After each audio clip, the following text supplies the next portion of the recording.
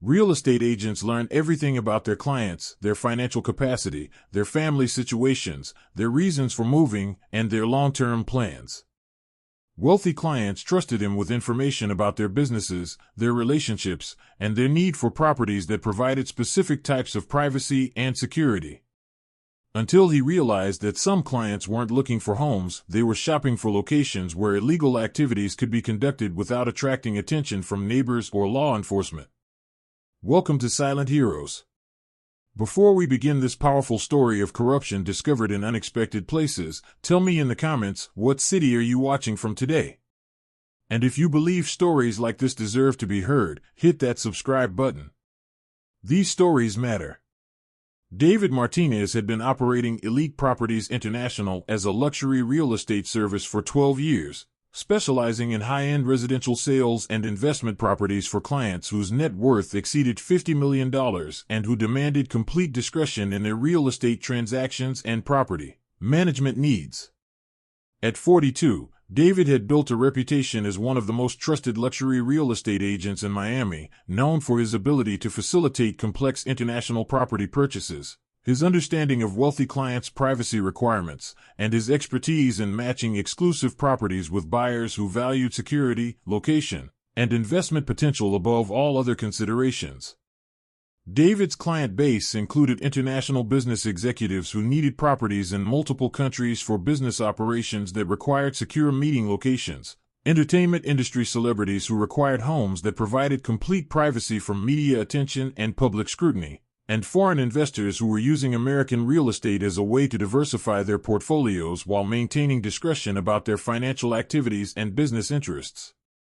The luxury real estate market had provided David with annual income exceeding $800,000 while allowing him to work with sophisticated clients who appreciated his professionalism, his knowledge of exclusive neighborhoods, and his ability to coordinate complex transactions that involved international banking, legal compliance, and privacy protections that met the highest standards of wealthy individuals. David's services included property identification based on specific client requirements, financial coordination for international transactions, legal documentation that ensured compliance with federal regulations, and ongoing property management for clients who owned multiple homes and required someone they could trust to handle sensitive transactions without compromising their privacy or business interests. The clientele David served included hedge fund managers who needed properties for entertaining international business partners and conducting confidential financial discussions, technology entrepreneurs who valued homes that could serve as both residences and secure meeting locations for sensitive business negotiations, and foreign nationals who were establishing permanent residency in the United States through real estate investments that met federal requirements. David's most exclusive clients included individuals whose wealth came from international business ventures that required absolute privacy, political figures who needed secure properties for confidential meetings, and entertainment industry executives who used their homes for business purposes that demanded complete discretion from neighbors and local communities. But David Martinez wasn't just a luxury real estate agent helping wealthy clients acquire exclusive properties in Miami's most prestigious neighborhoods. He was former Special Agent David Martinez, Financial Crimes Enforcement Network, U.S. Treasury Department, with 15 years of experience investigating money laundering operations, including real estate transactions used to convert illegal proceeds into legitimate assets that appeared to be normal investment activities. David's Treasury career had specialized in cases involving the use of luxury real estate to launder money from drug trafficking, organized crime, and international corruption, requiring him to develop expertise in recognizing suspicious property transactions, identifying shell company structures, and understanding the financial patterns that indicated when real estate purchases were being used to disguise criminal proceeds rather than legitimate wealth accumulation. During his federal service, David had investigated hundreds of cases involving real estate money laundering that used luxury properties, commercial developments, and investment portfolios to convert millions of dollars in illegal proceeds into legitimate assets that appeared to be normal business investments or personal wealth accumulation by successful entrepreneurs and business leaders. David's specialized training included advanced coursework in international banking regulations, shell company identification techniques, and the transaction patterns that indicated when real estate purchases were being used to facilitate money laundering, tax evasion, or other financial crimes that exploited the privacy protections normally associated with luxury property ownership. His undercover assignments had included posing as a wealthy real estate investor to infiltrate money laundering networks, establishing fake investment companies to trace illegal financial flows through property transactions, and coordinating with international law enforcement agencies to track criminal proceeds that were being laundered through American real estate markets. David's Treasury career had ended. The prosecutor's death had occurred because security breaches in federal coordination had revealed the investigation to criminal organizations that eliminated threats to operations worth hundreds of millions of dollars in laundered proceeds flowing through American real estate markets that appeared to be legitimate investment activities. The young prosecutor had been working with David's intelligence to build cases against international criminal networks that were using luxury real estate purchases to convert drug trafficking proceeds, organized crime profits, and political corruption money into legitimate assets that could be used to fund additional criminal activities. The security breach that led to the prosecutor's murder had convinced David that institutional law enforcement approaches to financial crimes were too vulnerable to corruption and security failures that allowed criminal networks to eliminate threats before investigations could result in prosecutions that would dismantle money laundering operations. The tragedy had destroyed David's faith in federal coordination systems and convinced him that individual vigilance by trained professionals might be more effective than bureaucratic investigations that were compromised by security vulnerabilities and jurisdictional complications that delayed action until criminal networks could respond violently to protect their operations. The transition from investigating financial crimes to facilitating legitimate real estate transactions had been perfect therapy for someone who'd spent 15 years witnessing how criminal networks exploited the American financial system to convert illegal proceeds into assets that appeared to be the result of successful business activities and legitimate wealth accumulation. Luxury real estate work allowed David to help clients achieve legitimate property ownership goals rather than investigating the criminal activities he had focused on during his Treasury career. Instead of tracking illegal money flows and building cases against money laundering networks, David was facilitating legal property transactions for clients who had earned their wealth through legitimate business activities. For 12 years, David had deliberately avoided analyzing his clients' financial activities for signs of money laundering or illegal proceeds that would have been crucial evidence during his Treasury years investigating financial crimes networks.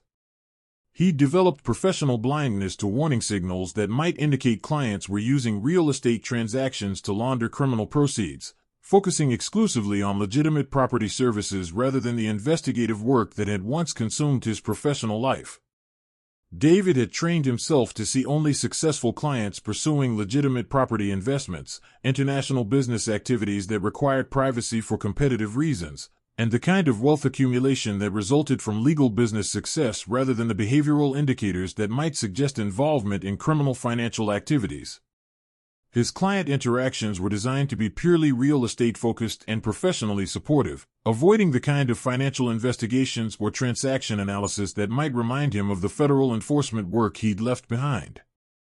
David's relationship with clients was built around property acquisition, investment advice, and privacy protection rather than the suspicious scrutiny that had been necessary during his financial crimes investigations. The peaceful routine of luxury real estate transactions had provided exactly the kind of healing that David needed after 15 years of confronting financial corruption and institutional failures that had sometimes cost law enforcement officers their lives while allowing criminal networks to continue laundering billions of dollars through American real estate markets. But this Wednesday morning was different. This Wednesday morning, David received a call from Viktor Petrov, a wealthy Russian businessman who was interested in purchasing multiple luxury properties in Miami for what he claimed were legitimate investment purposes, and immediately recognized patterns in Viktor's requirements that triggered every investigative instinct that had been trained into him during 15 years of financial crimes enforcement. Viktor Petrov's property requirements included specifications that appeared to be designed for purposes beyond normal residential or investment use. He was seeking properties with specific architectural features including soundproofing, multiple entrances, underground parking, and security systems that suggested activities requiring concealment from neighbors and law enforcement observation. More concerning, Victor's financial arrangements included payment methods that avoided traditional banking systems, shell company ownership structures that concealed true beneficial ownership, and transaction timelines that suggested urgency unrelated to normal real estate investment considerations. During their initial consultation, Victor made references to business associates, discrete meeting spaces, and operational security that suggested his property needs were related to activities that required concealment rather than legitimate residential or commercial use. David realized that Viktor Petrov's property search might represent exactly the kind of money laundering operation he had investigated during his Treasury career, and that facilitating these transactions could make him complicit in criminal activities that were using American real estate to convert illegal proceeds into legitimate assets. The discovery forced David to confront the possibility that his peaceful real estate career had attracted exactly the kind of criminal client he had spent his federal service investigating, and that ignoring the warning signs would allow money laundering operations to. David continued his consultation with Victor while his trained instincts automatically cataloged additional evidence that confirmed his suspicions about illegal money laundering activities disguised as legitimate real estate investment. The patterns he was observing weren't random, they indicated systematic organization that suggested professional criminal networks using property transactions to convert illegal proceeds. Victor's property specifications included requirements for renovations that would create hidden compartments, secure communication facilities, and meeting spaces that could accommodate large numbers of people without attracting neighborhood attention. These modifications suggested the properties would be used for criminal activities rather than residential or legitimate business purposes. Victor's financial documentation included banking relationships with institutions known for facilitating money laundering, corporate structures that concealed beneficial ownership through multiple layers of shell companies, and transaction histories that showed rapid movement of large amounts of money through international accounts that suggested illegal proceeds being converted into legitimate assets. More significantly, Victor's timeline for property acquisition included urgency that suggested he was responding to law enforcement pressure or criminal network demands rather than normal investment considerations. His willingness to pay significantly above market value indicated desperation rather than legitimate investment strategy. During their property viewing appointments, Victor was accompanied by associates who conducted security assessments rather than normal buyer inspections, focusing on escape routes, surveillance detection, and defensive capabilities that suggested the properties would be used for activities that might require protection from law enforcement intervention.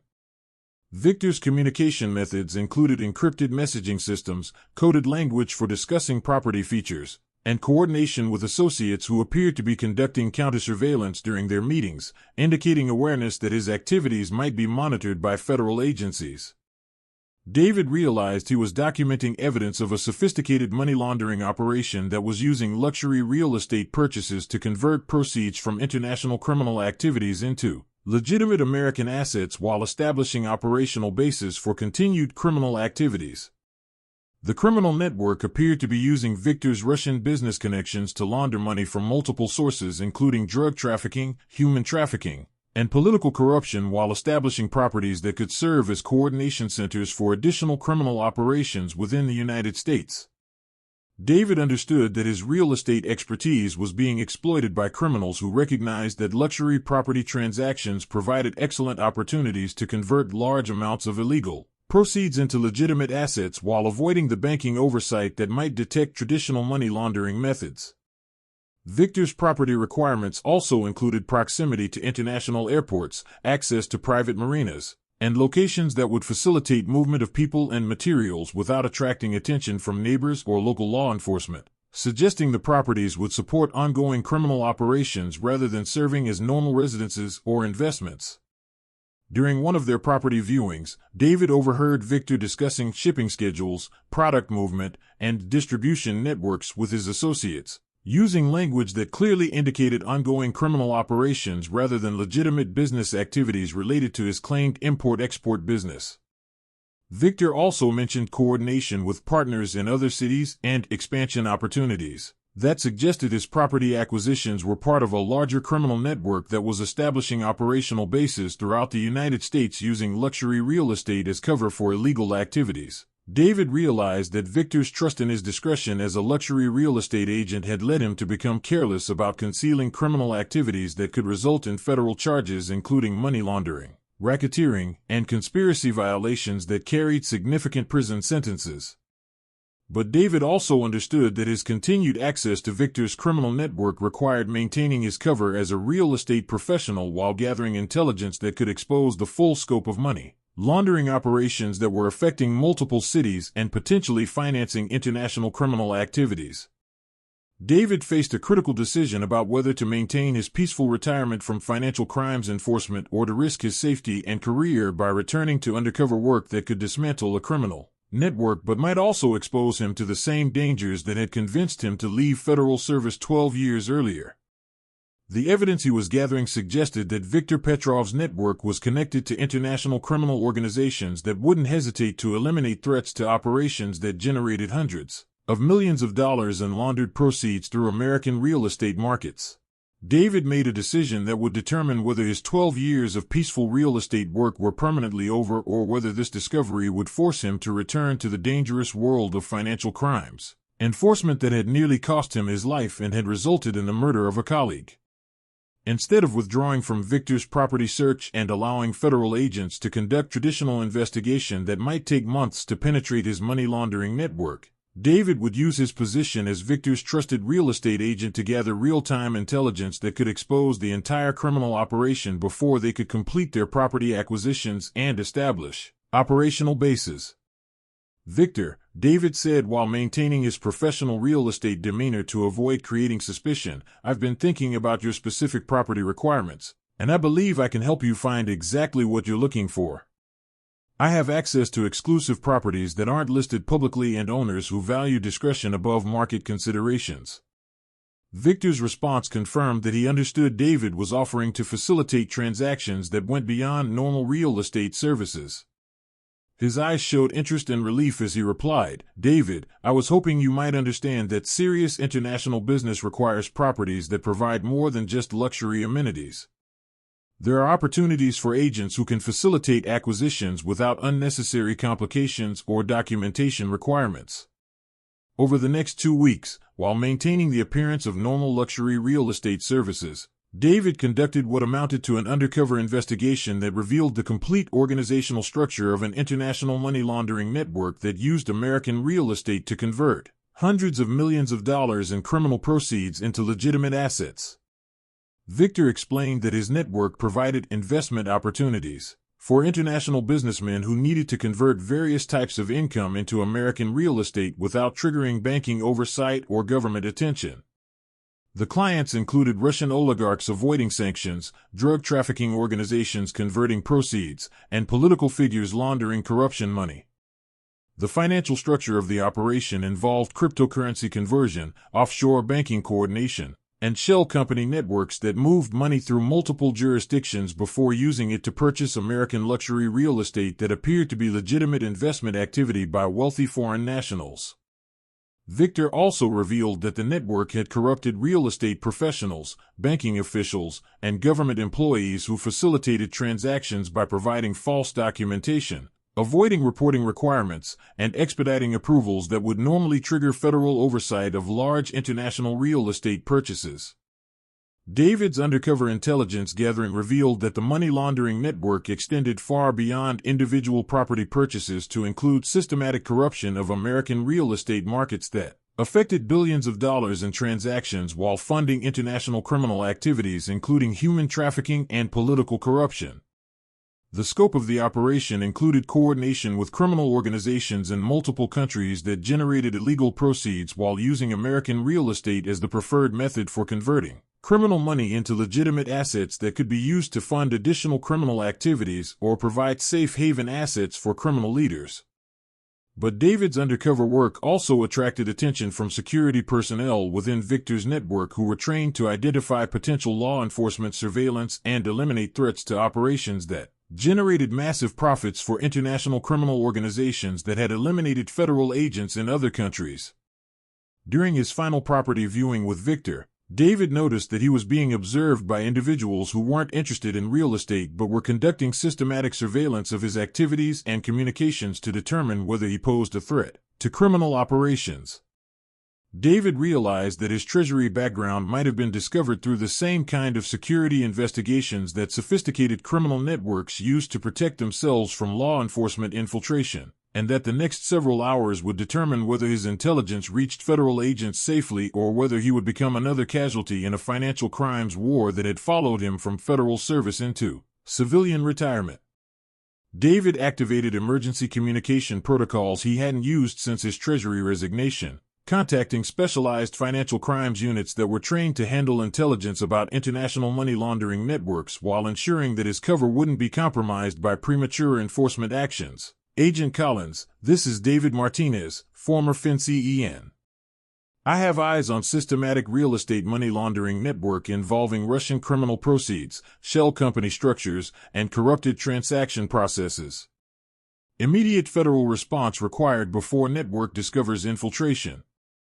The federal response was immediate and professional. David, we've been tracking international real estate money laundering that matches your intelligence. Can you maintain cover until coordinated enforcement action can be executed across multiple jurisdictions? David understood that maintaining cover might require continuing to facilitate Victor's property search while federal agencies prepared complex international operations that could dismantle the entire money laundering network. But he also knew 3 weeks later, while Viktor Petrov was conducting what he believed was a final property inspection before completing the largest real estate money laundering transaction in his network's history, federal agents executed coordinated raids across 8 cities that dismantled the most sophisticated international money laundering operation ever discovered using American luxury real estate. David's undercover intelligence had provided the detailed evidence that federal prosecutors needed to obtain warrants for arrests that included Russian criminal organization leaders, corrupt American real estate professionals, and banking officials who had facilitated hundreds of millions of dollars in money laundering transactions disguised as legitimate property investments. The operation resulted in the seizure of over $400 million in assets, including luxury properties in Miami, New York, Los Angeles, and San Francisco, offshore accounts used for money laundering, and cryptocurrency wallets that contained proceeds from international criminal activities including drug trafficking, human trafficking, and political corruption. David's intelligence had exposed a criminal organization that had successfully corrupted American real estate markets, banking systems, and government oversight procedures while converting illegal proceeds from multiple countries into legitimate American assets that funded additional international criminal activities. But the real victory was measured in the protection of American financial systems that millions of honest investors and property owners depended on for legitimate wealth building, and the prevention of continued criminal exploitation of real estate markets that could have destroyed public trust in property ownership as a safe investment. Viktor Petrov was arrested at Miami International Airport while attempting to flee to a non-extradition country, and was subsequently convicted on charges including money laundering, racketeering, and conspiracy that resulted in a 35-year federal prison sentence that ensured he would never again threaten American financial systems. 6 months later, David stood in a federal courthouse in Miami, providing testimony that would result in convictions for over 40 members of an international criminal network that had laundered more than $1 billion through American real estate over a 15-year period while corrupting financial institutions and government agencies. David's testimony was crucial for convictions that dismantled an international network that had been operating successfully while avoiding detection by traditional financial crimes enforcement methods that weren't designed to recognize money laundering disguised as legitimate luxury real estate investment by wealthy foreign nationals. After the trials concluded, David received recognition from the U.S. Treasury Department for civilian assistance that had resulted in the most significant real estate money laundering prosecutions in federal law enforcement history, protecting American financial markets from systematic criminal exploitation. But David also received something more valuable: the knowledge that his retirement from federal financial crimes enforcement could continue while serving as a resource for protecting American real estate markets when criminal networks attempted to exploit property transactions for money laundering purposes. David returned to his luxury real estate business with a new understanding that his work could serve dual purposes: helping legitimate clients achieve their property ownership goals while maintaining vigilance against criminal networks that threatened the integrity of American real estate markets. 2 months later, David began working as a consultant with the Financial Crimes Enforcement Network, training other real estate professionals, banking officials, and property attorneys to recognize signs of systematic money laundering while coordinating with federal agencies when real estate transactions showed indicators of criminal activity. David's experience demonstrated that retirement from federal law enforcement didn't mean retirement from protecting American financial systems, and that civilian occupations could provide unique opportunities to identify criminal activities that traditional enforcement methods might miss due to access limitations or jurisdictional constraints. The money laundering network that had exploited American real estate markets was completely dismantled, but David knew that other criminal organizations were probably developing similar methods to convert illegal proceeds into legitimate assets while avoiding detection by enforcement agencies that weren't prepared to recognize sophisticated financial crimes disguised as normal business activities. David's new consulting work would help protect both honest real estate investors and the financial institutions that supported property ownership, while ensuring that criminal networks couldn't exploit real estate transactions for money laundering that undermined the integrity of American property markets. 12 years after leaving federal financial crimes enforcement, David had discovered that some service to financial integrity never really ends. It just finds new ways to protect honest investors from criminal organizations that see real estate markets as opportunities to launder illegal proceeds rather than legitimate wealth-building opportunities for American families. The luxury real estate industry that had provided David with peaceful retirement became the setting for his most important contribution to financial crimes enforcement, proving that community-based vigilance by trained professionals could be more effective than traditional investigation methods when criminals attempted to exploit property transactions for systematic money laundering. So now I ask you, have you ever noticed suspicious activities in real estate transactions? Have you met someone whose background prepared them to recognize financial crimes that others might miss? Share their story in the comments, because quiet guardians like David deserve to be remembered. And if this story moved you, subscribe to Silent Heroes. We're here to honor the people who understand that protecting financial integrity requires constant vigilance, and that real heroism happens when someone chooses to act when our economic systems are threatened by criminal corruption. Thank you for watching, and remember, sometimes the person helping you buy luxury real estate has spent years learning to recognize when property transactions are being used for money laundering. And sometimes that expertise protects the financial system